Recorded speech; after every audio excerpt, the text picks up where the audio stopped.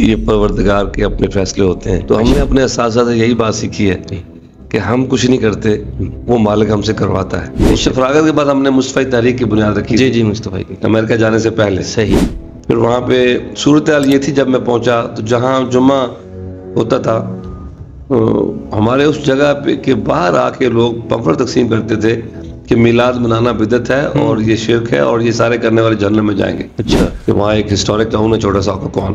صحیح. اس میں ایک چرچ بک رہا تھا. اچھا. وہ ہم نے بائی کر کے تو اس کو چرچ کو آپ نے مسجد میں چرچ کنورٹ اس میں کیا. یہ اللہ نے بہت بڑا الحمدللہ. اور اب وہ مسجد الحسین کے نام سے مسجد ہے نا، وہاں پہ وزٹر بہت آتے ہیں. جی وہ کئی بار اندر آ جاتے ہیں اور وہ دیکھتے ہیں کہ یہ کیسے کیا کر رہے ہیں. تو ان کو یہ شوق ایک لاکھ ہوتا ہے. اور جب وہ مسلمان ہوتے ہیں تو حذیفہ بھائی آپ حیران ہوں گے کہ میری یہ سمجھی سمجھائی اور میرا ایک یقینی طور پر میں کہہ سکتا ہوں کہ جو نو مسلم ہیں جی وہ ہم سے زیادہ اچھے مسلمان ثابت ہوتے ہیں. اچھا. لفظ نہیں، ان کی ٹرمنالوجی مجھے بڑی اچھی لگی. انہوں نے کہا بوسیدہ مسلمان اور تر و تازہ مسلمان. واہ. انہوں نے کہا ہم جو پرانے لوگ ہیں یہ بوسیدہ مسلمان ہوتے ہیں. اچھا. اپنے اخلاق کی حال میں پہلے کوئی اپنے سوال میں بات کی تھی تو ایسا نہیں تھا کہ کوئی خلق عظیم کی کوئی ایک سٹینڈرڈ تھا، اللہ نے کچھ معیار مقرر کیا ہوا تھا اخلاق کا تو آپ نے ان کو اس کو پا لیا. نہیں، اخلاق وہی ہے جو آپ نے کیا. جو آج کا نوجوان ہے وہ اسلام سے دور ہوتا نظر آ رہا ہے یا اسلام کے دائرے میں رہتے ہوئے اس کو وہ چیزیں نہیں معلوم ہو پا رہی ہیں جو کہ اسلام کا جو ادب ہے وہ اس کو کس طرح سے پہنچایا جا سکتا ہے. کہ ہمارا جو معاشرہ ہے وہ ایتھیکلی یہ چیزیں بھول گیا کہ ہمیں جو چیزیں ہمارے بزرگوں نے بتائی تھیں اس کو کس طرح سے جو ہے وہ آگے لے کر جانا چاہیے تھا. تو شریعت تخلیق پا رہی تھی جناب رسول اللہ صلی اللہ علیہ وسلم کے رویوں سے، اور آپ خدا سے قرآن لے رہے تھے اور اپنے وجود میں ڈھال کے اس کو لوگوں کے سامنے آپ پیش کر رہے تھے. اصول حدیث پڑھا رہے ہیں، ان کو فقہ پڑھا رہے ہیں، اصول فقہ پڑھا رہے ہیں. کہ کیا صحابہ کرام نے پڑھایا تھا یہ سارا؟ وہ کتابیں موجود تھیں. تو جب تمام ادارے تمام اسکولز تھا اس کو جائز سمجھ رہے ہیں، اس کو کنٹینیوشن آف شریعہ سمجھ رہے ہیں، تو تصوف کو بھی کنٹینیوشن شریعہ ہی سمجھنا جانا چاہیے. اعوذ باللہ من الشیطان الرجیم. بسم اللہ الرحمن الرحیم. رب اشرح لی صدری ویسر لی امری واحلل عقدۃ من لسانی یفقہوا قولی. السلام علیکم دوستو، میں حذیفہ اشرف عاصمی اور آپ دیکھ رہے ہیں حذیفیات. آج کی اہم ترین پوڈ کاسٹ میں آپ کو خوش آمدید کہتے ہیں. آج کی جو شخصیت ہے بڑی اہمیت کی حامل ہیں. امریکہ میں قیام پذیر ہیں لیکن لاہور کا ان کا جو ہے وہ پاکستان کا جو ٹور ہے اس میں سے ان کی گناہ و مصروفیات میں سے ہمیں وقت مل گیا. یہ ہماری خوش بختی. ان کا بڑا لمبا چوڑا تعارف ہے لیکن مختصراً آپ کو اگر میں یہ بتاؤں کہ آپ دانشور، محقق، مصنف اور اسلامک اسکالر، اسپرچول اسکالر اور نوجوانوں کو بڑا متحرک کرنے والے ہیں. ڈاکٹر ظفر اقبال نوری صاحب، سر السلام علیکم. سر وعلیکم السلام ورحمۃ اللہ وبرکاتہ. سر بہت شکریہ، آپ نے وقت نکالا ہمارے لیے اپنی یہ مصروفیات میں سے. اور آپ کا شکریہ، آپ نے مجھے اس میں مدعو کیا اور میں دیکھتا رہتا ہوں ماشاءاللہ بڑا سر جاندار آپ کا کام ہے. سر تو اگرچہ میں مصروف تو ہوں جی اور یہ تکلف بھی نہیں کہہ رہا جی لیکن چونکہ آپ کے والد صاحب بلاسمی صاحب سے پرانی یاد اللہ ہے اور آپ خود بھی بڑے اچھا کام کر رہے تھے، میں نے کہا چلیے آپ سے ملاقات ہونی چاہیے. سر بہت شکریہ، آپ نے ٹائم نکالا. اور میں یہ سمجھتا ہوں کہ وہ مصروفیات جب باہر سے آئیں تو زیادہ بڑھ جاتی ہیں، پھر کام کی مصروفیات بھی ہوتی ہیں. سر آپ کی شخصیت کے حوالے سے بہت سے لوگوں کے سوالات ہیں اور میں جب یہاں پہ آنے والا تھا آپ کے پاس تو میں نے ایک پوسٹ لگائی اور اس پہ جب لوگوں کے سوالات آئے تو اس میں سب سے پہلے یہی چیز آتی ہے کہ آپ کی شخصیت کے حوالے سے آپ کا جو سفر رہا ہے دینی اور تعلیمی، اور اس کے حوالے سے پہلے ہم اس پوڈ کاسٹ میں ایڈ کریں کہ آغاز کیا رہا، پھر اس کے بعد آپ باہر تشریف لے گئے، پھر اس کے بعد آپ نے جو اپنی لوگوں کی اصلاح کرنے کے لیے جو کام کیا دینی لحاظ سے وہ کیا رہا ہے، اگر آپ اس کو اس میں شامل کرنا چاہیں. سر میں یہ کہنا چاہوں گا کہ اصل میں یہ پروردگار کے اپنے فیصلے ہوتے ہیں ماشاء اللہ کہ اس نے کس بندے سے کیا کام لینا ہے. بے شک. اور جس بندے سے اس نے کوئی کام لینا اس پہ اس کا فضل اپنا شامل حال کر دیتا ہے. بے شک. اور اس کو توفیق خیر مل جاتی ہے اور وہ بندہ ٹھوکر کھا جاتا ہے اور یہ جو سمجھتا ہے کہ شاید میں کچھ کر رہا ہوں. تو ہم نے اپنے اساتذہ سے یہی بات سیکھی ہے کہ ہم کچھ نہیں کرتے، وہ مالک ہم سے کرواتا ہے. بے شک. اور یہ ابتدائی طور پر دین کس طرف جو رغبت ہے اور صوفیزم کس طرف جو رغبت ہے، یہ تو یوں سمجھیے کہ اپنی ایلیمنٹری اسکول سے ہی، پرائمری اسکول سے ہی اس طرف توجہ ہو گئی تھی. صحیح. میرے دادا جان جو تھے وہ ان کے پاس ہمیشہ ایک ضرب کلیم، بالا جبری، جی جی جی اقبالیات کے وہ بڑے صحیح ان کو تھا شغف اس سے. اور پھر فارسی میں دیوان حافظ ان کے پاس ہوتا تھا، صحیح وہ پڑھتے تھے. اردو پنجابی سیرت ایک کمبل پوش کے نام سے، دائم اقبال دائم جو گجرات کے شاعر ہوئے ہیں رحمۃ اللہ علیہ، وہ ان کے پاس ہوتی تھی. تو میں بھی وہ پڑھتے تھے. اور خاص طور پر حضور پیر میر علی شاہ صاحب کی جو بات ہے آج سکھ متران دی ودھیری، جی جی جی جی وہ تو پڑھتے ہوئے ان کے آنکھوں سے آنسوں کی جھڑی لگ جاتی تھی. اللہ، آواز ان کی ٹھیک رہتی تھی صحیح، لیکن آنسو گر گر کے ان کی داڑھی کو بالکل بھگو دیتے تھے. اللہ. تو اس طرح میں ان کے ساتھ رہا اور پھر مجھے اس سے سارا شغف ہوا. اور جب میں ایلیمنٹری اسکول میں نے اپنے شعبہ سے کیا، صحیح، اور پھر مڈل میں چلا گیا سرودا. صحیح. میرے چچا محمد اشرف قمر وہ TNT ڈپارٹمنٹ میں تھے تو مجھے ساتھ لے گئے. جب وہ لے جا رہے تو میرے والد صاحب نے میرے چچا سے کہا کہ اشرف اس کے ٹیچر سے کہنا کہ اس کو بولنا سکھائے. اچھا. میں نے کہا کہ بولنا تو مجھے آتا ہے، یہ کیا کہہ رہے ہیں کہ بولنا سکھائے. اچھا اچھا. تو پھر مجھے بعد میں جا کے پتہ چلا کہ اصل میں ان کا مقصد ہے کہ اسپیچ کرنا مجھے آ جائے. صحیح. تو مڈل اسکول سے پھر ہائی اسکول میں اور پھر FSC میں تو تقریری مقابلے ہوتے تھے. بڑے شوق سے میں شرکت کرتا اور ڈسٹرکٹ لیول پہ، پروونس لیول پہ صحیح مجھے اس میں اعزازات ملے. تو پھر میڈیکل کالج میں پہنچنے سے پہلے ہی انجمن طلبہ اسلام سے ایک رابطہ ہوا. اور اس کا تعارف جو ہے وہ چونکہ اب ریکارڈ میں یہ بات آ رہی ہے تو میں یہ کہہ دوں کہ میٹرک کے میں امتحان دے چکا تھا اور ابھی انٹر کالج میں میں FSC میں داخل نہیں ہوا تھا. صحیح. ایک پنجاب یونیورسٹی کے شعبہ مخطوطات کے انچارج تھے قاضی عبد النبی کوکب رحمۃ اللہ تعالی علیہ. ٹھیک. وہ ہری پور آئے ہوئے تھے جس مسجد میں جناب سید زبیر شاہ صاحب کے چھوٹے بھائی تھے، جی، سید انور شاہ صاحب، میں ان سے ترجمہ قرآن پڑھتا تھا. صحیح. تو انہوں نے مجھے کہا کہ یہ بزرگ آئے میں ان کو بس اسٹاپ تک چھوڑا. اچھا. تو کچھ دیر ان کے پاس وہاں مسجد میں بیٹھا اور کچھ ان کو بس اسٹاپ تک لے کر گیا. اور وہاں پہ بس میں دیر تھی، پرانا دور تھا، یہ میں 74 کی بات کر رہا ہوں. تو اسی اسنا میں انہوں نے جتنے ہمارے جو عقائد تھے اہل سنت کے، صحیح، اور جو ڈیٹیل تھی وہ ساری مجھے انہوں نے سمجھائی. اچھا. تو صرف اتنے دورانیے میں، اسی دورانیے میں سارا تعارف انہوں نے کیا. بہت زیرک آدمی تھے. اور راستے میں بس اسٹاپ سے پہلے ہری پور ہزارہ میں ایک ریلوے اسٹیشن کے سامنے، مجھے اگر میں بھول نہ جاؤں تو ایک حضرت ان کے بیٹے غازی عبد الدائم صاحب نے سیرت بھی لکھی ہے، سید الورا. اچھا. ان کے والد تھے مولانا صدر الدین. صحیح. ان کی لائبریری میں مخطوطے تھے، ان کو دیکھنے سے وہ آئے تھے. ٹھیک ٹھیک. اور میں نے ان کے ساتھ اپنی آنکھوں سے ہرن کی کھال پر قرآن پاک لکھا ہوا دیکھا جو ان کے مدرسے میں موجود تھا. کیا بات. اعلیٰ حضرت مولانا اشرف مرزا خان فاضل علیہ رحمہ کے کوئی مخطوطے ان کی لائبریری میں موجود تھے جو قاضی صاحب دیکھنے گئے تھے. کیا. تو بات چلتے چلتے اسٹوڈنٹس آرگنائزیشن تک پہنچ گئی. تو میں نے انہیں کہا کہ جی کوئی اپنے اہل سنت کی کوئی تنظیم ہے کوئی اس طرح کی جو طلبہ میں کام کرتی؟ انہوں نے کہا تنظیم تو ہے لیکن ابھی اتنا اس کا کام اتنا پھیلا نہیں ہے. ٹھیک. تو ان کا انجمن طلبہ اسلام کے نام سے وہ کام کراچی میں بنا تھا، لیکن ابھی ذرا 68 میں انجمن بنی تھی. جی جی جی. ابھی 4-5 سال ہوئے تھے. تو انہوں نے کہا کہ وہ ہے لیکن مجھے نہیں پتا کہ آپ کے شہر میں یہاں ہے یا نہیں. تو میں وہاں سے چچا جان کا مرحوم کا ٹرانسفر ہو گیا اسلام آباد میں اسلام آباد آ گیا. گورنمنٹ کا اسکر مال میں میرا FSC میں داخلہ ہوا. تو وہاں میں اسلامی جمعیت تھی وہاں پہ، اور میں نے اپنے کلاس ریپ کا الیکشن بھی لڑا میں نے. صحیح. اور پھر کچھ باتیں ایسی ان کی لٹریچر مجھے ملی کہ میں ان سے بدل ہو گیا اور میں نے چھوڑ دیا. صحیح. اور لیکن اپنی انجمن طلبہ اسلام کہیں تھی نہیں. ٹھیک. میں تلاش کرتا رہتا تھا کہ کوئی بندہ مجھے ملے. تو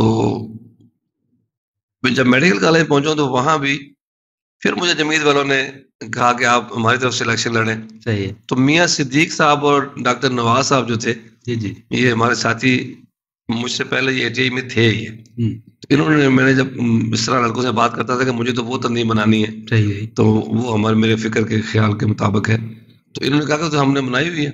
پھر میں ان کے ساتھ شامل ہو گیا اور وہاں سے میڈیکل کالج سے پھر میرا آغاز ہوا انجمن طلبہ اسلام میں شامل ہونے کا. صحیح. تو پہلا جو کنوینر اسلام آباد سٹی کا تھا میں انجمن طلبہ اسلام کا. پھر پہلا ناظم بنا میں اچھا, انجمن طلبہ اسلام اسلام آباد کا. ماشاء اللہ. پھر ضلع پنڈی کا میں پہلا ناظم بنا, ٹھیک, انجمن طلبہ اسلام کا. ٹھیک.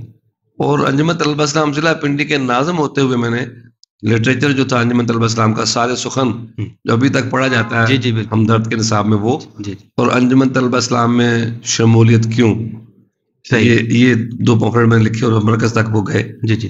اور پھر 79 میں مجھے عثمان خان نوری صاحب صدر تھے, انہوں نے اپنے ساتھ نائب صدر لے لیا. اچھا. اور مرکز میں ضلع سے میں ڈائریکٹ مرکز میں پہنچا نائب صدر کے طور پر. اور پھر ان کے بعد جناب پروفیسر محمد شریف شارف صاحب بہت علمی شخصیت تھے, ہماری ایسٹ تھے ہماری تنظیم کا, ہمارے تحریک کا. تو وہ جب صدر بنے تو ان کے ساتھ بھی میں ان کے ساتھ نائب صدر تھا. صحیح. انہی دنوں ہم نے تعمیر سیرت کے 2 اصول, خوف خدا اور عشق رسول کا یہ سلوگن دیا تھا. جی جی جی جی. اور پھر اس کے بعد ہمارے شعبہ سے تھے جناب نور المصطفیٰ رضوی صاحب, اور ان کے ساتھ بھی میں مشاورت میں رہا, ہمیشہ مرکز میں مشاورت میں مجھے ساتھ رکھتے رہے. لیکن 86 کا جو الیکشن ہوا, 87 کا جو بننا تھا سیشن, اس میں پھر مجھے صدر منتخب کیا گیا. جی جی بالکل. اور میں اس میں موجود نہیں تھا, میری عدم موجودگی میں مجھے اچھا صدر منتخب کیا گیا. صحیح.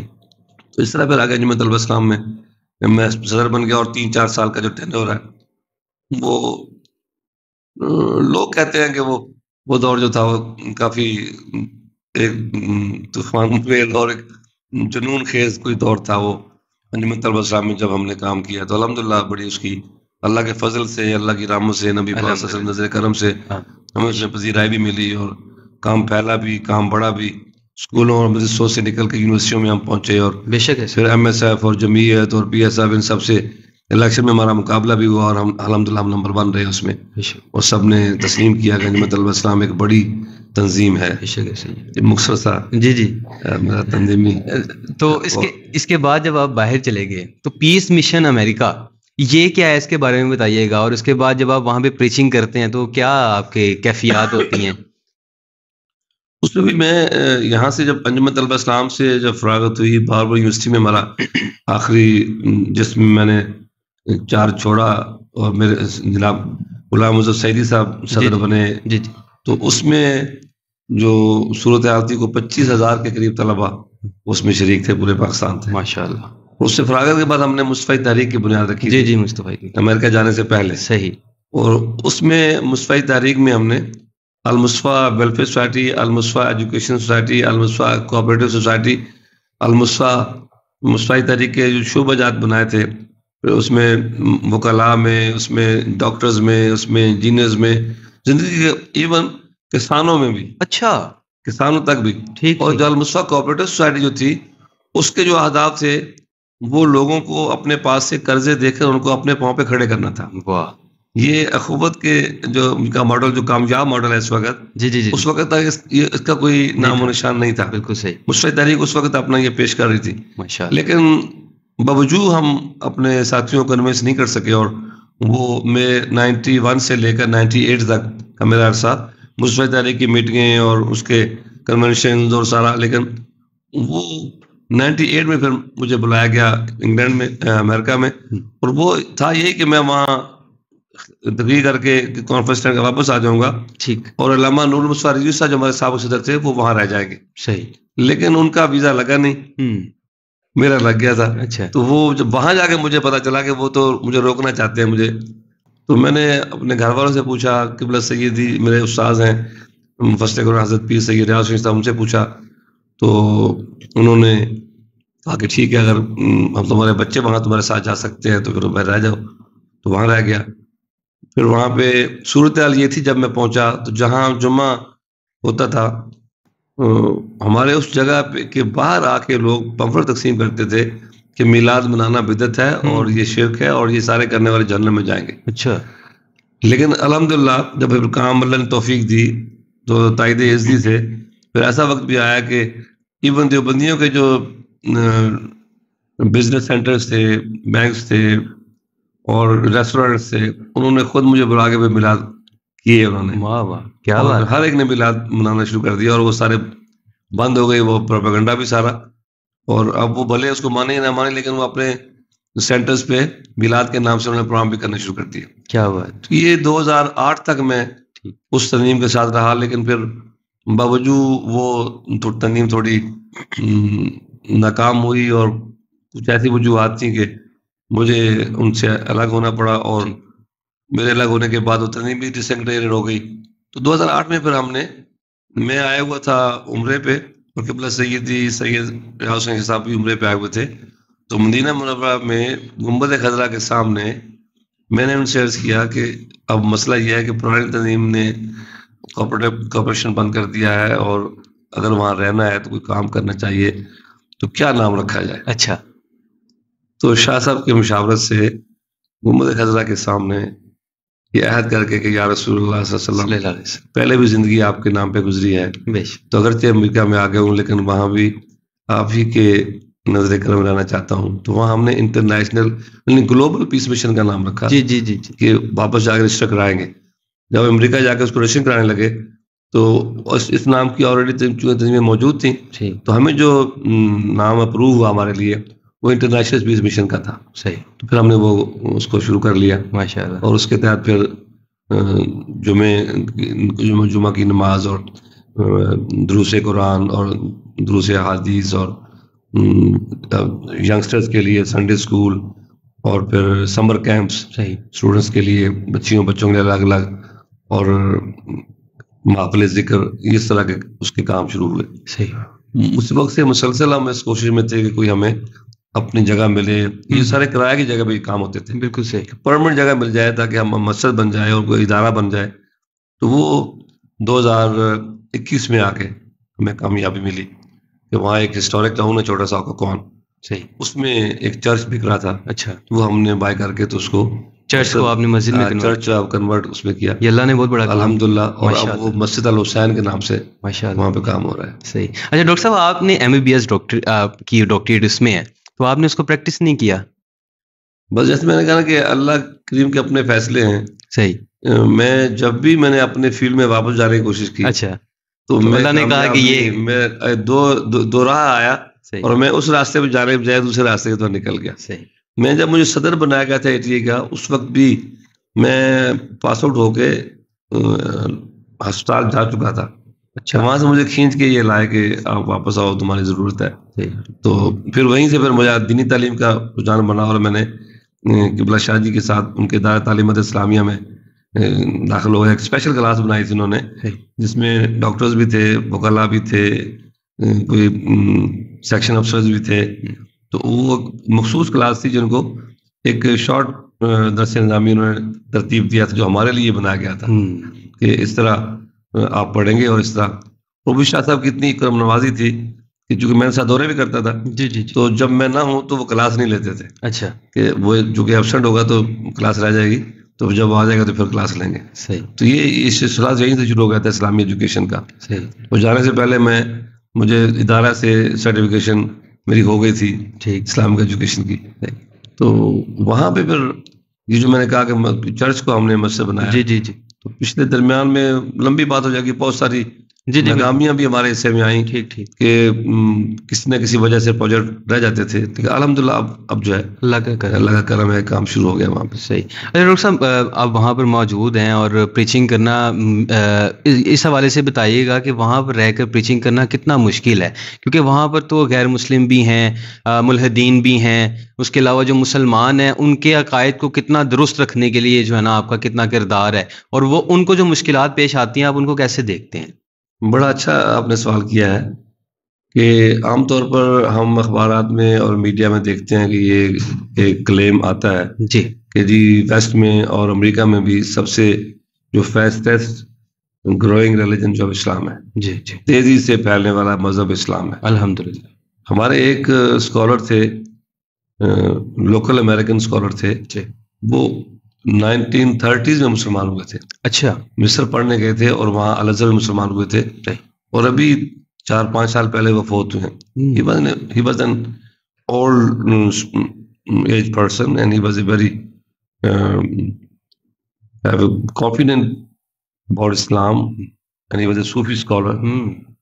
وہ کہتے تھے کہ یہ جو تمہیں نظر آتا ہے کہ اسلام تیزی سے پھیل رہا ہے، تمہیں یہ نظر نہیں آتا کہ تم یونیورسٹیوں میں تمہارے اپنے ینگسٹر کتنے اسلام کو چھوڑ رہے ہیں. اس پہ بھی توجہ دینے کی ضرورت ہے. صحیح. تو اسلام کو جو پریچ کرنا ہے یہ وہاں اس لحاظ سے مشکل نہیں ہے کہ گورنمنٹ کی طرف سے یا سوسائٹی کی طرف سے کوئی پریشر نہیں ہے کہ اگر آپ نے اسلام کا نام لیا تو آپ کو جان سے مار دیں گے. اچھا. ایسا نہیں ہے. صحیح ہے. اوپن سوسائٹی ہے اور فریڈم آف اوپینین ہے. جو آپ کرنا چاہیں، بلیو کرنا چاہیں، پروپیگیٹ کرنا چاہیں، کر سکتے ہیں. آپ ہنسیں گے کہ جب میرا جو وکیل کیا میں نے اپنا امیگریشن کا، تو اس نے مجھے کہا کہ ریلیجن کی بنیاد پہ، چونکہ میرا مسجد کی طرف سے میرا کیس داخل ہوا تھا، تو اس نے کہا کہ یہ اتنا آسان کیس ہے کہ آپ گھبرائیں نہیں. کہ اس نے مجھے کہا کہ آپ کہیں کہ میں ایک ٹری ورشپر ریلیجن ہے، وہ ٹری کو ورشپ کرتے ہیں اور میں ہی اس کا فاؤنڈر ہوں اور میں اکیلا ہی اس کا فالوور ہوں. اچھا. تو تب بھی میں آپ کو امیگریشن لے دوں گا یہاں پہ. اتنا اوپن ہے. اچھا. کہ جو کوئی بھی مذہب ہے اگر وہ مذہب کو فالو کر رہا ہے تو اس کو دے دو اس طرح. لیکن جو الحاد ہے اور جو گمراہی ہے، یہ جس طرح ہمیں چیلنج درپیش ہے اس طرح چرچ والوں کو بھی یہ درپیش ہے. ٹھیک. تو وہاں پہ اسلام کی پروپیگیشن سے پہلے اپنے جو لوگ وہاں گئے ہوئے ہیں ان کو اسلام پہ قابض رکھنا یہ بھی ایک کام ہے. بالکل ایسے ہی ہے. تو جو مسئلیں بنی ہیں، ایک دفعہ شیخ الاسلام پروفیسر ڈاکٹر طارق قادری صاحب تشریف لائے تھے، تو میرے ہی گھر پہ ایک محفل تھی، تو انہوں نے کہا کہ میں تمہیں یہ کہتا ہوں کہ جو اس ملک میں آ گئے ہو وہی لوگ بچیں گے، نسلیں انہیں کی مسلمان رہیں گی جو کسی نہ کسی مسجد سے اٹیچ ہو جائیں گے، یا کسی اسلامک آرگنائزیشن کے ساتھ اپنے آپ کو اٹیچ کر لیں گے. مگر نہ اگر آپ تم کمائی کرتے رہے اور بچے تمہارے اسکول کے اور اس سوسائٹی کے سپورٹ دو گئے تو تمہارے بچے تو مسلمان رہیں گے اور ان کے بچے مسلمان نہیں رہ سکیں گے. تو یہ ضرورت ہے وہاں پہ.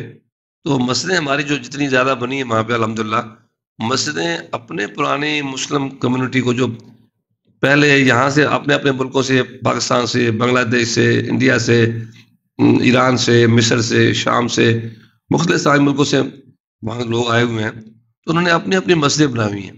وہ مسجدیں اس پرانی نسل کو ایک تو کام کرتی ہیں کہ وہ اپنے اس پہ مضبوط رہیں، صحیح، اور دوسرے وہ اپنی جو ینگ جنریشن ہے اس کو اسلام پہ رکھیں، صحیح. اور پھر اگلا کام ہے کہ دوسرے نان مسلمس کو آپ دعوت دیں، بالکل صحیح، کہ بھی آپ ہماری طرف آئیں.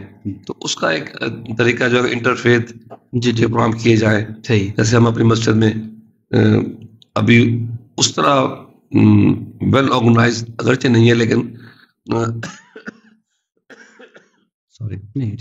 ضرورت ہے. اور میں نے ابھی اپنے لوگوں کو کہا کہ مہینے میں ایک پروگرام ہماری مسجد میں ایسا ہو کہ آپ اپنے نیبر کو لے کے آئیں، صحیح. اس میں کوئی دعوت کی بات نہیں ہے، بس کھانا انہوں نے ہمارے ساتھ کھانا ہے، ٹھیک ہے، ہم کھانا پیش کریں گے ان کو، اور ڈسکشن ہوگی کہ آپ کیا بلیو کرتے ہیں، ہم کیا بلیو کرتے ہیں. تو جب ہمارے قریب آئیں گے اکثر وہ ایسے ہی ہے کہ وہ اپنے آپ مسلمان ہوتے ہیں اور دیکھ کے اسلام ہمارے عبادت کے طریقے کو، مسجد ہے نا وہاں پہ وزٹر بہت آتے ہیں، جی، وہ کئی بار اندر آ جاتے ہیں اور وہ دیکھتے ہیں کہ یہ کیسے کیا کر رہے ہیں، تو ان کو یہ شوق ایک لاکھ ہوتا ہے. اور جب وہ مسلمان ہوتے ہیں تو حذیفہ بھائی آپ حیران ہوں گے کہ میری یہ سمجھی سمجھائی اور میرا ایک یقینی طور پر میں کہہ سکتا ہوں کہ جو نو مسلم ہیں، جی، وہ ہم سے زیادہ اچھے مسلمان ثابت ہوتے ہیں. اچھا، کتنے ہی. ایک الحاد کی آپ نے بات کی نا، جی، ایک ایرانی مسلمان تھا جو ملد ہو چکا تھا، اچھا. ایک فلسطینی تھا ایک ٹرکش تھا، ایک پاکستانی اسکول گوئنگ بچہ تھا ہائی اسکول کا، اس کے پیرنٹس میرے پاس لے کے آئے. الحمدللہ ان کے پاس ڈسکشن ہوتے ہوتے ہوتے انہوں نے اسلام میں واپس آئے. ماشاء اللہ. ایک نوجوان تھا کرسچن، وہ 2-2.5 سال تک میرے ساتھ، 2.5 سال پورے ایوری سنڈے کو آتا تھا، اس قرآن پاک پہ اعتراضات لے کے لاتا تھا. اچھا. اور پھر میں اس کو جواب دیتا تھا. 2.5 سال کے بعد پھر جو ہے وہ مسلمان ہوا. تو اس طرح اگر ہم ایک تو میں یہ کہوں گا کہ ہمارے لوگوں کو جو نیبرز ہیں، اور میں نے اپنے مسجد کے لوگوں سے کہا ہے کہ اب ہم سال سے ہم رہ رہے ہیں، ہم کوشش ہی نہیں کرتے کہ اپنے ساتھ والے دائیں بائیں نیبر کو اپنے دین کے بارے میں بتائیں، دعوت دیں. ایک تو ان کو اپنے گھر میں بلائیں، کھانا کھلائیں، صحیح. اور اس کے ساتھ پھر ان کو بتائیں کہ ہم آپ کے احترام کرتے ہیں بینگ اے ہیومن بینگ، اور آپ ہمارا. تو یہ ہمارا میسج ہے، یہ ہمارا ریلیجن ہے، یہ ہمارے ہولی پرافٹ صلی اللہ علیہ وسلم ہے، یہ ان کی تعلیمات ہیں عورتوں کے لیے، یہ ان کی تعلیمات ہیں غریبوں کے لیے، یہ ان کی تعلیمات ہیں. تو اس طرح ہمارا کام پھیل سکتا ہے. تو لوگ تنظیم میں کام کر رہی ہیں، مسجدیں. میں نے جیسے کہا کہ پہلا کام اگر ہم اپنی جنریشن کو بچا لیں اور اپنے لوگوں کو اس پہ کام رکھیں تو یہ بھی بڑی کامیابی ہے. اور دوسرا پھر ہمارے جو یونیورسٹی میں کے بچے ہیں جی جو نہیں مطلب جو بچ گئے ہیں اس الحاد کی طوفان سے، تو مطلب میری اپنی بچیاں ہیں، میری تینوں بیٹیوں نے یونیورسٹی ایجوکیشن لی ہے، تو ان کا اپنا اپنا گروپ تھا مسلمان بچیوں کا. اچھا. اور وہ کام کرتی تھیں. اس طرح اور جو عربس ہیں ان کی بچیاں ہیں، بچے جو بوائز اور گرلز جو مسلمان ہیں ان کے تھرو بھی اسلام جو ہے وہ آگے پھیل رہا ہے. وہ اپنے ساتھ لوگوں کو انوالو کرتے ہیں اور اس طرح کام ہو رہا ہے. بالکل صحیح. ڈاکٹر صاحب اس میں یہ ہے کہ اخلاقیات سے، ہمارے بول چال سے، اٹھنے بیٹھنے سے، کھانے پینے سے، وہاں سے پریچنگ شروع ہوتی ہے. پھر اس کے بعد جو ہے نا وہ آگے پھر سلسلہ چل نکلتا ہے اور وہ پھر سے انسپائر ہوتے ہیں. ہمارے حضور اکرم صلی اللہ علیہ وسلم بھی جو ہے وہ اردو کو بھی جو ہے وہ دعا دیا کرتے تھے. تو میرا یہاں پہ سوال ہے کہ ہم اس کو تھوڑا سا آگے لے کے چلتے ہیں. آپ کی کئی تحریر پڑھتے ہیں، بڑے انسپائر بھی ہوتے ہیں، لیکن آپ کی جو کتاب ہے علامہ اقبال اور رد قادیانیت، اس کا خیال کیسے آیا؟ ایک چیز. اور دوسری چیز یہ کہ بتائیے گا کائنڈلی کہ جو علامہ اقبال اور رد قادیانیت جو آپ کی کتاب تھی، اس میں علامہ اقبال کی فکر کو قادیانیت کے رد میں کس طرح آپ مؤثر پاتے ہیں؟ میں اقبال کے حوالے سے بھی بات کرتا ہوں. جی. پہلے جو بات ہم کر رہے تھے نا، تو اس میں مجھے یاد آ گیا کہ نو مسلم اور پرانے، میں کہا کرتا ہوں کہ جی جو نو مسلم ہے ہم سے اچھے اس طرح ہے، جو بندہ مسلمان ہوتا ہے وہ ہم سے سوال کرتا ہے، آ کے پوچھتا ہے is it permissible this thing in Islam? Can I eat this? Can I do this? تو جو پرانے مسلمان ہیں ہم آنکھیں بند کیے جا رہے ہیں، ہمیں پرواہ کم ہوتی ہے کہ آیا میں اسلام کے مطابق جی رہا ہوں یا اسلام کے پہ عمل نہیں کر رہا، ہمیں کوئی فکر نہیں ہے. لیکن نو مسلم جو آتا ہے وہ چونکہ نیا ہوتا ہے نا، اس کو قدر ہوتی ہے، اس قدر ہوتی ہے، وہ بالکل اس کو ایک اسٹیپ پہ وہ کہتا ہے کہ میں کوئی ایسا کام نہ کروں جو اسلام کے مطابق نہیں ہے. اس پہ یہ مہار شریف کے صوفی بزرگ ہیں صاحبزادہ عاصم مہاروی صاحب، جی بہت عمدہ شستہ گفتگو کرتے ہیں اور دل میں اترتی ہے ان کی بات. ان کا مجھے یہ لفظ ان کی ٹرمنالوجی مجھے بڑی اچھی لگی. انہوں نے کہا بوسیدہ مسلمان اور تر و تازہ مسلمان. انہوں نے کہا جو پرانے لوگ ہیں یہ بوسیدہ مسلمان ہو چکے. اچھا. جو نیا آتا ہے نا وہ تر و تازہ ہوتا ہے، اس کا رنگ، اس کی خوشبو، اس کی چمک دمک وہ زیادہ ہوتی ہے. تو اس کے بعد ابھی جو آپ نے سوال کیا کہ علامہ اقبال کے حوالے جو کتاب ابھی آئی ہے، یہ عقیدہ ختم نبوت اور علامہ اقبال اور رد قادیانیت، یہ میں وہاں پہ ایک اخبار میں لکھتا تھا، پاکستان پوسٹ کے نام سے اخبار چھپتا تھا نیو یارک سے. آفاق خیالی صاحب اس کے ایڈیٹر تھے، اور اس میں سوئے منزل کے نام سے میں نے کافی سال میں کالم لکھا. اس میں پھر اخبار ہی بند ہو گیا وہ. تو اس میں کسی صاحب کا ایک آرٹیکل میں نے کسی اخبار میں پڑھا کہ اس نے کہا کہ جی علامہ اقبال مائل بعد قادیانیت تھے اور ان کے پیرنٹس تو قادیانی تھے. تو اس کے جواب میں پھر میں نے ایک مقالہ لکھا تھا اس وقت. صحیح. تو لیکن میں نے اس کو کتابی صورت میں چھاپنے کی میرا خواہش تھی کہ میں اس میں کچھ مزید ریسرچ کروں گا اور کچھ اضافے کروں گا اور پھر کتابی صورت میں چھاپوں گا. لیکن باوجود اپنے دیگر مصروفیات میں رہا اور میں نے اس کو چھاپا نہیں تھا. تو ابھی جب یہ خبر آئی کہ 7 ستمبر کو گولڈن جوبلی ہو رہی ہے، اس قرارداد جو قومی اسمبلی پاکستان میں جی پیش کی گئی تھی، تو میں نے کہا کیوں نہ یہ مقالہ جو چھاپ دی جائے. صحیح.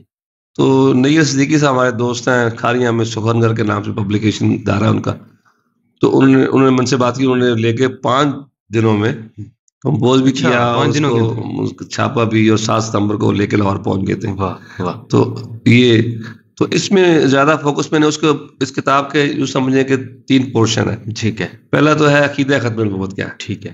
عقیدہ ختم نبوت پہ بحث کر کے پھر اس میں دوسرا قرآن حکیم نے کیا تعلیمات دی ہیں، خاتم النبیین کے معنی پہ لغوی کیا اس کے ڈیٹیلز ہیں، اور پھر جناب رسول اللہ صلی اللہ علیہ وسلم کی جو احادیث ہیں اس میں تقریباً 50 احادیث جو ہیں مختلف کتب سے لے کر صحیح اس میں شامل کیے. اور پھر اگلا جو ہے کہ علامہ اقبال کا انٹریکشن جو ہے قادیانی سے وہ کیا ہے. صحیح. تو اس پہ میں نے یہ ثابت کرنے کی کوشش کیا ہے کہ جو مرزا بشیر الدین ان کا جو محمود دوسرا خلیفہ جو تھا، اس کے بیانات میں تضاد ہے. صحیح. ایک اس کا میں نے کوٹ کیا اس میں کہ اس نے کہا کہ علامہ اقبال جب یہاں سے ہائی اسکول سے نکل کے کالج میں جب پہنچتا ہے تو اس نے اپنے پیرنٹس کو بہلا پھسلا کر واپس کر لیا. جو قادیانی کو جو الزام ہے وہ تو ابھی اقبال تو چھوٹی عمر میں اسٹوڈنٹ ہے، اس وقت وہ کہہ رہا ہے کہ اس نے ان کو اپنے پیرنٹس کو واپس کر لیا. اور وہ اس میں یہ بات بھی سمجھنے کی ہے کہ مرزا غلام احمد قادیانی جو تھا وہ نبی اس نے پہلے اسٹیپ پہ اپنے نبی نہیں کہا اپنے آپ کو. صحیح. تو وہ سیالکوٹ کے ڈسٹرکٹ کورٹس میں ملازم تھا. صحیح. اور علم دین سے اس کا شغف تھا. وہ کرسچین سے بحث مباحثے کرتا تھا، مناظرے کرتا تھا، تو سوسائٹی میں اس کا ایک نام تھا. تو اس وقت اگر سیالکوٹ کے مولوی میر حسن ہوں یا شیخ نور محمد ان کے والد ہوں یا کوئی بھی اگر اس کو اچھا کہتا ہو یا سمجھتا ہو، تو اس ریفرنس سے کہ وہ ایک اسلام کی نمائندے کے طور پر عیسائیوں سے مناظرے کرتا تھا، ہوتے ہوتے وہ نبوت تک پہنچ گیا، تو پھر لوگ اس کو ہٹ کے اس پر چلے گئے اس کے. تو اس نے مرزا بشیر الدین نے 1930 کے بعد جو کشمیر کمیٹی جو بنی ہے، قضیہ کشمیر کمیٹی، وہاں کوئی اس میں علامہ اقبال اور مرزا بشیر دونوں اس کمیٹی میں شامل تھے. تو پھر اس نے ریزائن کر دیا مرزا نے، اور علامہ اقبال اس سے الگ ہو گئے. اور اس وقت جو پھر بحث ہوئی ہے، نہرو نے سپورٹ کیا مرزا بشیر الدین محمود کو. اچھا. اور وہ ایک جو سمجھیے تحریری مناظرہ ہے جو اخبارات میں چھپتا ہے کہ علامہ اقبال کے موقف کی مخالفت کرتا ہے نہرو. صحیح. اور وہ سپورٹ کرتا ہے قادیانیوں کو. اچھا. تو سوچنے کی بات ہے نا کہ اگر وہ مسلمان ہوتے صحیح قادیانی جو ہیں، تو نہرو کیوں ان کو سپورٹ کرتا ہے؟ ایسے ہی. تو علامہ اقبال نے آخری جو انہوں نے خط لکھا اس کو اور مضمون جو لکھا اس میں انہوں نے کہا کہ تمہیں سمجھنے کی ضرورت ہے کہ قادیانی جو ہیں یہ صرف اسلام کے غدار نہیں ہیں، یہ ہندوستان کے بھی غدار ہیں. اور اس نے یہ اقبال نے ثابت کیا کہ یہ تو گورنمنٹ برطانیہ کے پالتو ہیں اور یہ انہی کی تابعداری کو اسلام سمجھ رہے ہیں. صحیح. جبکہ اسلام یہ نہیں ہے. اس کے بعد پھر نہرو بھاگ گیا، اس نے پھر کوئی جواب میں کوئی مضمون نہیں لکھا اس کا. ٹھیک. تو اس میں آپ نے یہ ساری چیزیں میں نے جہاں سے مجھے ملی، کتب سے، رسالوں سے، مضامین جو مجھے ملے، اس سب کو میں نے اکٹھا کیا. میرے خیال کم و بیش کوئی 90 کے قریب حوالہ جات ہیں کتابوں کے اور رسائل کے. زبردست. اچھا، تصوف کے حوالے سے بات کرتے ہیں. اب پانی لے لیجیے. معذرت چاہتا ہوں، میرے نہیں کوئی مسئلہ نہیں، گلا خراب ہوا. پانی لے لیجیے. تصوف کے حوالے سے کئی قبلہ ڈاکٹر صاحب پوڈ کاسٹز میں ذکر ہوا، تو میں اس چیز کا کیونکہ اسٹوڈنٹ ہوں، غلطیاں بھی ہوتی ہیں، ہم کئی حوالے ڈھونڈنے کی کوشش بھی کرتے ہیں، اور آپ جیسی شخصیات کے پاس جب بیٹھتے ہیں جن کو کہ آپ اپنا کوئی ثانی نہیں رکھتے، لیکن کوشش یہ ہوتی ہے کہ اس کے حوالے سے ہمیں جہاں سے بھی جتنا زیادہ پتہ چل جائے ہم اس کو جو ہے نا وہ سیکھ سکیں، اور کہیں نہ کہیں وہ جو تصوف کے ایلیمنٹس ہیں اس کو اپنی شخصیت میں اتاریں اور پھر اپنی زندگی کو بہتر بنائیں۔ اور سب سے بڑی بات یہ ہے کہ جیسا کہ آپ نے بتایا کہ ہم مسلمان تو ہیں لیکن ہم وہ بوسیدہ مسلمان ہوتے جا رہے ہیں، ہمیں اپنی چیزوں پر چھوٹی چھوٹی چیزوں پر اگر امپلیمنٹ کرنا شروع کر دیں، اس کو تر و تازہ رکھنا شروع کر دیں تو ہم اچھے مسلمان بن سکتے ہیں۔ تو میں آپ سے جاننا چاہتا ہوں کہ تصوف کی اصل روح کیا ہے، اس کی رمز کیا ہے، ہم اس کی کون سی نبض پکڑیں تو ہم اپنی زندگیوں میں تصوف ایڈ کر سکتے ہیں؟ اور اگر میں اس کے ساتھ ایک اور سوال بھی ایڈ کر دوں تو کائنڈلی وہ بھی بتائیے گا کہ مختلف مذاہب کے جو مذہب کو پریکٹس کرتے ہیں ان کو تصوف کے ذریعے جو ہے وہ اسلام کی روح میں اس کے گرد و نواح میں ایڈ کیا جا سکتا ہے؟ بڑا اچھا ضرورت ہے اس موضوع پہ بات کرنے کی۔ جی سر۔ کہ فی زمانہ لوگوں کا مزاج ہو گیا ہے کہ اپنی علمیت ظاہر کرنے کے لیے یا اپنے آپ کو ایک ماڈرن اسکالر کہنے کے لیے جو اسٹیبلشڈ فیکٹس ہیں ان پہ اعتراض اٹھایا جائے، صحیح، یا ان میں کوئی کمی تلاش کی جائے، یا اس کا کوئی منفی پہلو لے کر کوئی ایسی شک کی دھند اڑائی جائے، کوئی شک کی سموک جو ہے وہ لائی جائے کہ لوگ اس کی اصلیت کو بھول جائیں اور اس سے دور ہو جائیں۔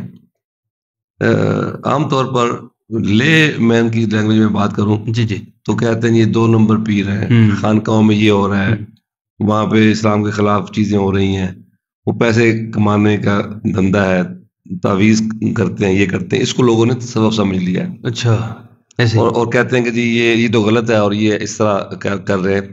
میں اکثر اپنے دوستوں سے کہتا ہوں کہ بازار میں اگر کھوٹا سکہ چلتا ہے تو وہ دلیل اس بات کی کہ کہیں کوئی اصلی سکہ موجود ہے۔ واہ واہ واہ واہ! کھوٹا سکہ اپنے برتے پہ نہیں چلتا مارکیٹ میں، جعلی نوٹ جو ہے اس کو جعلی سمجھ کے کوئی نہیں لیتا، اس کو اصلی کے دھوکے میں لوگ لیتے ہیں۔ واہ واہ!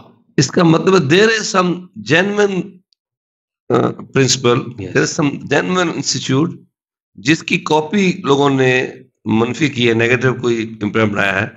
تو تصوف کے بارے میں لوگوں نے اسی طرح کی خاک گرد اڑائی ہے، اور وہ کہتے ہیں کہ جی دیکھیں پہلے کچھ عرصہ پہلے یہ بات ہوتی تھی کہ جی یہ تو ہندوازم سے آیا ہے، برصغیر پاکستان پاک و ہند میں مسلمان آئے تو ہندوازم سے متاثر ہو کر یہ تصوف نکلا ہے۔ ایسے ہی اس سے پیچھے چلے جاتے ہیں تو وہ کہتے ہیں جی یہ یونان سے یہ جو ہے یہ تصوف جو ہے یہ آیا ہے۔ ٹھیک ہے، حالانکہ نہ یہ اپنی اوریجن میں یونان کی فکر سے، نہ ارسطو اور افلاطون سے متاثر ہوا ہے، ان کی تجربہ ہے، اور نہ یہ ہندو جو میتھالوجی ہے یا جو ان کا کوئی اسپریچول سسٹم ہے اس نے اس سے اثر قبول کیا ہے۔ تصوف اسلام کی اپنی چیز ہے، تصوف جو ہے اسلام کی اپنی چیز ہے۔ صحیح، یوں سمجھ لیں کہ جیسے ایک جسم ہوتا ہے اور ایک روح ہوتی ہے، تو تصوف جو ہے جو اسلام کی جو تعلیمات ہیں ان کی جو اسپرٹ ہے نا، جو سول ہے، جو روح ہے اس کی، وہ تصوف ہے۔ اور میں آپ سے کہوں کہ تصوف یہ قرآن میں بھی موجود ہے، تصوف یہ جناب رسول اللہ صلی اللہ علیہ وسلم کی سنت میں موجود ہے، اور تصوف یہ صدیوں کی جو ٹریڈیشن ہے اسلامک نالج کی اور اسلامک اسکالرشپ کی اور اسلامک اسکالرس کی جو ایک ان کے نظریے کا جو ابلاغ ہوا ہے، ہر جگہ تصوف موجود ہے۔ واہ! آپ کہیں کیسے؟ میں کہوں گا کہ قرآن حکیم جب یہ کہتا ہے وَاذْكُرِ اسْمَ رَبِّكَ وَتَبَتَّلْ إِلَيْهِ تَبْتِيلًا، اللہ کا نام کو یاد کرو، اللہ کا ذکر کرو، ذکر کرو اللہ کے اسم کا، اور وَتَبَتَّلْ إِلَيْهِ تَبْتِيلًا، اور سب سے کٹ کے اسی کے ہو رہو۔ واہ! تو قرآنی اصطلاح میں جو تصوف ہے یہ تبتل ہے، سب سے کٹ جانا، اپنے آپ کو ہر طرف سے کاٹ کے یک درگیر محکم گیر اللہ کی طرف اپنے آپ کو متوجہ کر لینا، اور پھر تعلق باللہ جو ہے وہ اس طرح، صوفی کیا کہتا ہے؟ صوفی ہمیں اپنے کریٹر، اپنے خالق کے ساتھ وابستہ کرنے کی ہمیں فکر دیتا ہے. اور قرآن پاک کہتا ہے کہ وَهُوَ مَعَكُمْ أَيْنَمَا كُنْتُمْ، وہ تمہارے ساتھ ہے تم جہاں بھی ہو. تو یہ جو ریئلائزیشن ہے یہ عام بندے کو یا عام مسلمان کو، جب مسلمان صوفیزم کی طرف بڑھتا ہے تو تصوف سے یہ سکھاتا ہے کہ وہ پروردگار جو تمہارا خالق ہے وہ تو ہر جگہ تمہارے ساتھ ہے. پھر اس کے تعلق کو مضبوط کرنے کو کہتا ہے فَاذْكُرُونِي أَذْكُرْكُمْ، تو مجھے یاد کرو. تو یہ ذکر فکر کے جو مراقبے ہیں، جو حلقہ جو ہے، یہ سارے جو پھر آگے اس سے چیزیں ایوالو ہوتی ہیں، تو وہ تو اس میں قرآن پاک میں مل جاتی ہیں ہمیں. تو موٹی جو میں اپنے جو ٹرم میں اگر ایک اصطلاح میں اگر تصوف کو دیکھا جائے تو قرآنی اصطلاح میں تصوف کو تبتل کے ٹرم میں دیکھتا ہوں. صحیح. اور حدیث کی زبان میں اگر میں کوئی اصطلاح تلاش کرنا چاہوں تصوف کے لیے تو وہ احسان ہے. اور وہ جتنی بھی حدیث کی کتب ہیں اس میں سب سے پہلے جو حدیث درج کی جاتی ہے وہ حدیث جبریل ہے، کہ جس میں جبریل علیہ السلام حاضر بارگاہ نبوت صلی اللہ علیہ وسلم ہوتے ہیں اور کچھ سوال کرتے ہیں، جس میں وہ اسلام کے بارے میں سوال کرتے ہیں، وہ ایمان کے بارے میں سوال کرتے ہیں، وہ احسان کے بارے میں سوال کرتے ہیں، اور سب سے آخر میں وہ قیامت کا پوچھتے ہیں کہ یہ ساری کائنات وائنڈ اپ ہو کے الٹیمیٹ کہاں جانا ہے ہم نے. تو اس کا مطلب ہے. اور اس کے آخر میں جب وہ جبریل علیہ السلام یہ جواب لے کے چلنے لگتے ہیں، چلے جاتے ہیں، تو حضرت فاروق اعظم رضی اللہ عنہ سے اس کے راوی ہیں، تو جناب رسول اللہ صلی اللہ علیہ وسلم ان سے پوچھتے ہیں کہ تم جانتے ہو یہ کون تھا؟ کہتے ہیں اللہ و رسول عالم. اس کے شروع میں یہ ہے کہ جب وہ آنے والا اجنبی ہے، وہ آتا ہے، اس کے کپڑوں پہ کوئی سفر کے آثار نہیں ہیں، کوئی گرد و غبار نہیں ہے، اس کے بال جو ہیں وہ ان کے بالوں پہ داڑھی پہ کوئی آثار نہیں ہے سفر کے. اس دور کا سفر تو اگر 2-4 بھی بندہ چل کے پتہ چل جاتا ہے کہ یہ مسافر ہے. پھر اس شہر کا نہیں ہے، کوئی اس کو جانتا ہی نہیں ہے، اجنبی آدمی ہے. اجنبی آدمی سوال کرتا ہے، تو جب وہ چلا جاتا ہے تو آپ پوچھتے ہیں تمہیں پتہ ہے کون ہے؟ تو انہوں نے کہا جی اللہ و رسول عالم. پھر آپ فرماتے ہیں جبریل علیہ السلام تھے جو تمہیں تمہارا دین سکھانے آئے تھے. اب میں آپ کو اس نقطے پہ لانا چاہوں گا کہ آپ نے کہا جو تمہیں تمہارا دین سکھانے آئے تھے، اس کا مطلب جو سوالات تھے دین اس کے اندر تھا. وہ سب سوالات دین کو ایکسپلین کر رہے تھے. صحیح. تو اسلام تو ہم نے کہا کہ اسلام یہ ہے، آپ نے فرمایا کہ تم شہادت دو، توحید و رسالت کی، اس کے بعد تم 5 وقت کی نماز پڑھو، تم روزہ رکھو، تم زکوٰۃ دو، تم حج کرو. تو یہ تو اس پہ ساری قوم جو ہے، مسلم ملت جو ہے، امت جو ہے کر رہی ہے، اس پہ عمل کر رہی ہے. بالکل ایسی. پھر کہا کہ ایمان کیا ہے؟ تو کہا ایمان تم یہ کہ اللہ پر ایمان لاؤ، اس کے فرشتوں پر ایمان لاؤ، اس کی کتابوں پر ایمان لاؤ، اس کے رسولوں پر ایمان لاؤ، اور اچھی بری تقدیر پر تو ایمان لاؤ، اور مرنے کے بعد دوبارہ زندہ ہونے پر تم ایمان لاؤ. تو یہ جو ایمان مجمل اور ایمان مفصل کی جب تعریفیں ہمیں رٹائی جاتی ہے بچوں کو کہ یہ ایمان ہے. اس کے بعد سوال جو ہم نے نگلیکٹ کر دیا لوگوں نے، اور وہ بھول گئے ہم کہ اس نے یہ بھی پوچھا تھا کہ احسان کیا ہے. تو اس کے جواب میں جناب رسول اللہ صلی اللہ علیہ وسلم نے ارشاد فرمایا تھا کہ احسان یہ ہے کہ ان تعبد اللہ کأنک تراہ فإن لم تکن تراہ فإنہ یراک. تم اس طرح اللہ کی عبادت کرو کہ گویا تم اسے اپنے سر کی آنکھوں سے دیکھ رہے ہو. واہ واہ واہ. اور اگر تم یہ نہیں کر سکتے تو پھر ایسے سمجھو کہ وہ تمہیں دیکھ رہا ہے. اللہ اللہ اکبر. تو یہ تصوف ہے. واہ واہ واہ واہ. یہی تصوف ہے. کیا بات. کہ تصوف جو ہے وہ مسلمان کا رشتہ اپنے خدا سے اس طرح جوڑتا ہے کہ داتا گنج بخش علیہ الرحمہ نے اپنے کشف المحجوب جو ہے یہ بڑی خوبصورت اور جمال پرور اور جمال آرا تشریح ہے اسلام کی اور صوفیزم کی. تو وہ اس میں کہتے ہیں کہ جب وہ کشف 2 میں یا 100 میں جس میں طہارت کا وہ پاکیزگی کا کہتے ہیں کہ ایک طہارت یا پاکیزگی یہ ہے کہ تم ظاہر میں وضو کرو. تم اس طرح اپنے شرط ہے کہ کپڑا اور بدن ہو، یہ ساری چیزیں پاک ہوں، اور پھر تم وضو کرو، کلی کرو، ناک میں پانی ڈالو، چہرے پہ پانی ڈالو. تو اس میں پوری اس کی ایک اسپرچل ایکسپلینیشن بھی دیتے ہیں. جب تم ہاتھ دھو تو تم اس طرح اپنے آپ کو الگ کر لو خواہشات سے. جب تم منہ میں پانی ڈالو تو تمام حرام چیزیں اپنے حرام کرنے کی تم نیت کرو، جب ناک میں پانی ڈالو تو جتنے حرام خوشبوئیں ہیں ان کو تم اپنے اس طرح کرو، جب تم چہرے پہ اپنے پانی ڈالو تو تم اپنے رخ کو تمام گمراہیوں سے الگ کر لو، تو پھیر لو، اپنا منہ پھیر لو، تو لفظ استعمال کیا انہوں نے. جب تم سر پہ اپنا مسح کرو تو اپنا ہاتھ جو ہے وہ اپنے اختیار سارے تج کر دو، اپنے آپ کو سپرد خدا کر دو. تو تصوف جو ہے وہ کوئی نئی چیز نہیں تھی، یہ اس میں موجود تھی. تو جو احسان اگر ہم یہ سمجھے تو اسی میں غالباً حضرت حاتم اسم علیہ الرحمہ کے حوالے سے داتا صاحب نے لکھا ہے کہ ان سے کسی نے پوچھا کہ آپ نماز کیسے پڑھتے ہیں؟ اچھا، انہوں نے کہا کہ میں پہلے تو ایک ظاہری وضو کرتا ہوں اور ایک باطنی وضو کرتا ہوں. ظاہری وضو پانی سے کرتا ہوں اور جو باطنی وضو ہے وہ میں توبہ سے کرتا ہوں، اور اس کے سامنے میں جب نماز پڑھنے لگتا ہوں تو میرا چہرہ جو ہے وہ چہرے کو بسوئے قبلہ کرتا ہوں، کعبہ کرتا ہوں، اور دل جو ہے وہ رب کے سامنے اپنے آپ کو کرتا ہوں. اپنے دائیں طرف میں جنت کو تصور کرتا ہوں، اپنے بائیں طرف میں دوزخ کو رکھتا ہوں، اپنے پاؤں کے نیچے پل صراط بچھاتا ہوں، اور اپنے عقب میں اسرائیل کو کھڑا تیار پاتا ہوں کہ وہ مجھے ابھی میری جان نکل جائے گی. اب دیکھیے اس طرح جو بندہ نماز پڑھے گا اس کی نماز کا کیا کیفیت ہوگی، پھر وہی اسی جگہ پہنچ جائے گا. آپ نے فرمایا کہ تم اس طرح اللہ کی بات کرو گویا تم اللہ کو دیکھ رہے ہو. تو قرآن کی اصلاح میں تصوف تبتل ہے، اس کی حدیث کی اصلاح میں یہ احسان ہے، اور صوفیہ کی اصلاح میں یہ تصوف ہے یا طریقت ہے یا اسپرچل اسپیکٹ آف اسلام ہے. اسلام سے باہر کی چیز نہیں ہے، یہ اسلام کے اندر کی چیز ہے.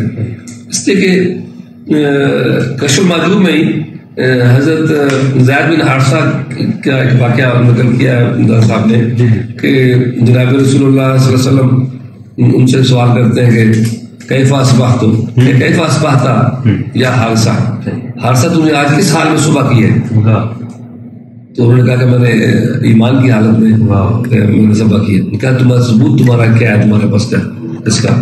تو اس میں وہ کہتے ہیں کہ میں اس طرح ان کو میں گویا کہ میں جنتیوں کو جنت میں اور دوزخیوں کو دوزخ میں دیکھ رہا ہوں، یہ میرا کیفیت یہ ہے. تو پھر وہاں فرماتے ہیں کہ تم اس پہ ثابت قدم رہو جو تمہارا مقصد یہ ہے کہ یہ بھی بنیاد ہے کہ بندے کا تعلق اللہ سے اس طرح اتنا ہو جائے کہ وہ اپنے آپ کو اس کے قریب پائے رب تعالیٰ کے. اور جب بندہ اس طرح قریب اپنے آپ کو پائے گا یا رب کو اپنے قریب پائے گا تو جو جسٹ ہے اسلام کو اس پہ عمل کرنا اس کے آسان ہو جائے گا. بے شک. تو یہ تصوف جو ہے یہ ہماری اپنی چیز ہے یہ اسلام کی. اور اگر کوئی کہے کہ جی یہ حق ہو کہ یہ جو سلسلے ہیں ذکر اذکار کے جو سلسلے ہیں یہ صحابہ کرام کے دور میں تو نہیں ملتے، جناب رسول اللہ صلی اللہ علیہ وسلم کے دور میں تو نہیں ملتے، تو میں اپنے دوستوں سے عرض کرتا ہوں کہ چونکہ دور رسالت مآب صلی اللہ علیہ وسلم میں ذات رسول صلی اللہ علیہ وسلم جو جان کائنات ہے، جو معلم کائنات ہیں، جو پیغمبر اسلام ہیں، جو معلم دین ہے اور معلم شریعت ہیں، اس وقت شریعت بن رہی تھی. آپ ہنسیں تو وہ شریعت ہے، آپ بولیں تو وہ شریعت ہے، سبحان اللہ. آپ کسی کو دیں تو وہ شریعت ہے، آپ کسی سے لیں تو وہ شریعت ہے.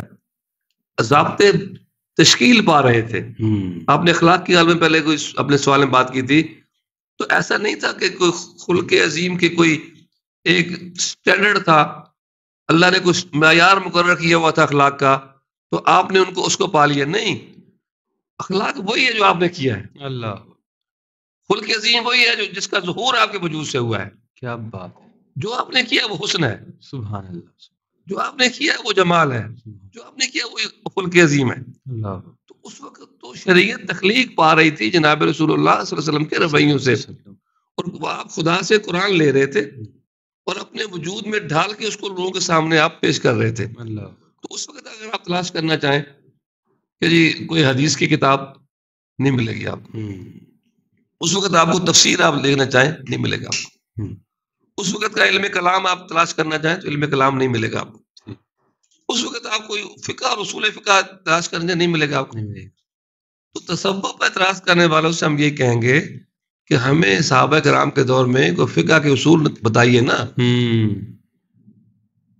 ہمیں کوئی حدیث کے کوئی جو اب جو جتنے اسکولز آف تھاٹ ہے جو پڑھا رہے ہیں لوگوں کو دین، وہ ان کو حدیث پڑھا رہے ہیں، اصول حدیث پڑھا رہے ہیں، ان کو فقہ پڑھا رہے ہیں، اصول فقہ پڑھا رہے ہیں، کہ کیا صحابہ کرام نے پڑھایا تھا یہ سارا؟ وہ کتابیں موجود تھیں. تو جب تمام ادارے تمام اسکول اس کو جائز سمجھ رہے ہیں، اس کو کنٹینیوشن آف شریعہ سمجھ رہے ہیں، تو تصوف کو بھی کنٹینیوشن شریعہ ہی سمجھنا جانا چاہیے. کہ جناب رسول اللہ صلی اللہ علیہ وسلم کی ذات، ان کو جو سوال ہوتا تھا نا صحابہ کرام، وہ روحانیت کا سوال تھا، وہ فقہ کا سوال تھا، وہ آپ کی سنت کا سوال تھا، وہ جاتے تھے آپ سے پوچھ لیتے تھے، یا ان کو دیکھتے تھے تک لیتے تھے، جیسے آپ کرتے تھے ویسے کر لیتے تھے. جیسے کہ ایک صحابی کا ہم پڑھتے ہیں کہ وہ ساری عمر میں بٹن نہیں لگایا، انہوں نے گریبان کھلا رکھا. ان کے شاگردوں نے تابعین نے پوچھا کہ صحابی رسول، ہم دیکھتے ہیں آپ کو کہ جب بھی آپ سردی گرمی میں آپ بٹن نہیں کھلا رکھتے ہیں گریبان اپنا. تو آپ نے فرمایا کہ انہوں نے فرمایا کہ میں جب گیا تھا مسلمان ہونے تو اس کے بعد دوبارہ میں نہیں جا سکا. تو وہ اس وقت آپ کا گریبان مبارک کھولا ہوا تھا. بس وہ دن اور آج کا دن میں اسی کیفیت میں ہوں. اللہ. تو تصوف بالکل حدیث میں. تو پھر واپس آ جاتا ہوں کہ قرآنی اصطلاح میں اس کو آپ تبتل کہہ لیجئے، حدیث کی اصطلاح میں اس کو احسان کہہ لیجئے، اور صوفیہ کی اصطلاح میں آپ اس کو سلوک کہہ لیجئے، اس کو آپ طریقت کہہ لیجئے، اس کو آپ تصوف کہہ لیجئے. اور کشف المعجوب میں حضرت جنید بغدادی الرحمہ کے حوالے سے بڑی پہلے چیپٹر میں تو انہوں نے اس کی تشریح کی ہے. جو یہ کہتے ہیں نا یہ صوفیہ کے یہ ان کے یونانوں سے ان سے آیا، تو یہ اس کا صوف کا لباس انہوں نے کہا، چونکہ وہ صحابہ کرام صوف کا لباس پہنتے تھے، پہلے اولین صوفی صوف کا لباس پہنتے تھے، وہاں سے صوفی نکلا ہے. پھر جو لغت میں جو تشریحات آئی ہیں تو اس میں جنید بغدادی الرحمہ کے حوالے سے دادا صاحب نے 8 پیغمبروں کا نام لیا ہے. یہ جو تصوف کے جو اصول جو ہیں، یہ فلاں سے فلاں چیز لی گئی، صبر فلاں سے، اور استقامت فلاں سے، ایثار فلاں سے، قربانی فلاں سے، اور آخر میں کہا کہ فقر جو ہے یہ جناب رسول اللہ صلی اللہ علیہ وسلم سے لیا گیا. اور یہ سارے 8 پیغمبروں کے اخلاق کو جمع کر کے رسول اکرم صلی اللہ علیہ وسلم کے اخلاق عالیہ کی مہر لگا کے یہ تصوف ہے سارے کا سارا. کیا بات ہے، یہ تصوف ہے. اور کتنے خوبصورت انداز میں. میں نے آپ کا وقت بہت سا لیا، لیکن میں چاہتا ہوں کہ اختتام اس کا جو ہے وہ نوجوانوں پہ کیا جائے، کیونکہ میں نوجوان ہوں، نوجوانوں کی نمائندگی کرتا ہوں اور اپنے آپ کو بہتر کرنے کی کوشش کرتا ہوں. اور میری کوشش ہے کہ پاکستان کا بلکہ ہر جگہ موجود نوجوان جو اسلام کے حوالے سے اپنے آپ کو آگے لانے کی کوشش کرتا ہے، سیکھنے کی کوشش کرتا ہے، اس کو وہ چیزیں بتائی جائیں. ڈاکٹر صاحب کے جو آج کا نوجوان ہے وہ اسلام سے دور ہوتا نظر آ رہا ہے، یا اسلام کے دائرے میں رہتے ہوئے اس کو وہ چیزیں نہیں معلوم ہو پا رہی ہیں جو کہ اسلام کا جو ادب ہے وہ اس کو کس طرح سے پہنچایا جا سکتا ہے. میں اس میں تھوڑی سی اگر ایڈیشن کرنا چاہوں کہ ہمارا جو معاشرہ ہے وہ ایتھیکلی یہ چیزیں بھول گیا کہ ہمیں جو چیزیں ہمارے بزرگوں نے بتائی تھیں اس کو کس طرح سے جو ہے وہ آگے لے کر جانا چاہیے تھا. تو اس حوالے سے کائنڈلی بتائیے گا اور پھر ہم اس پوڈ کاسٹ کا اختتام کرتے ہیں. اس میں واقعی آپ جس تشویش کا اظہار کر رہے ہیں وہ ہے تو صحیح جی، کہ نوجوان نسل جو ہے وہ اسلام سے کہتے ہیں کہ دور جا رہی ہے، اور سوشل میڈیا کا بڑا اس میں ایک رول آ گیا ہے. ایگزیکٹلی. اس سے پہلے شاید اتنا نہیں تھا، لیکن اب سوشل میڈیا پہ رت و یابس چیزیں جو ہیں وہ آ رہی ہیں، اور ہمارا جو نوجوان ہے اس سے متاثر بھی اسے وہ ہوتا ہے. لیکن میں کہوں گا کہ ذرا سے بھی اگر کوشش کی جائے اور جو ماڈل ہے اسلام کا وہ ان کے سامنے رہے، اور وہ جو ذات رسول صلی اللہ علیہ وسلم جو ہے وہ ایسی ذات ہے کہ ان کے خلاف بھی لکھا گیا ہے، ان کے حق میں بھی لکھا گیا ہے، لیکن جتنے نان مسلم نے ان کے جو حق میں لکھا ہے وہ ہمارے نوجوانوں کے سامنے بھی لانے کی ضرورت ہے. اور فیشن کے طور پر جو اسلام کے خلاف بات ہم کرتے ہیں اس کو بھی ختم کرنے کی ضرورت ہے. یہ زیادہ ضروری ہے. انگریز کے دور میں اصل میں انگریز نے وہ کام کیا کہ ہماری انہوں نے بیس کو برباد کیا ہے، ہماری بنیاد کو انہوں نے برباد کیا ہے. صحیح. جو چیزیں اسلام میں قابل احترام تھی نا ان کو انہوں نے ڈیمیج کیا ہے. مثلا بڑی اپرنٹ سی بات میں کر لوں گا، شاید لمبا میری بات نہ ہو جائے، کہ یہ شیروانی ہمارے اس دور کے معزز لوگ پہنتے تھے انگریز کے آنے سے پہلے. جی.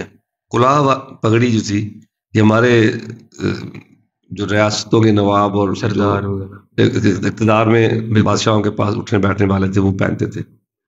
تو انہوں نے ابھی تک پاکستان بننے کے بعد بھی ہماری ذہنی غلامی کا عالم یہ ہے کہ پاکستان بن گیا، ہم آزاد ہو گئے، ابھی بھی جو انگریزوں کی جو سوچ تھی ہمیں ڈی مورلائز کرنے کے لیے کہ جو بہرے ہیں کھانا پہ سرو کرنے والے، جو پین ہیں چپڑاسی جو ہیں دروازہ کھولنے والے، ان کو شیروانی اور کلاه پہنا دیا انہوں نے، اور ہم ابھی تک اس کے مکھی انہیں اسی طرح ہم کرتے جا رہے ہیں.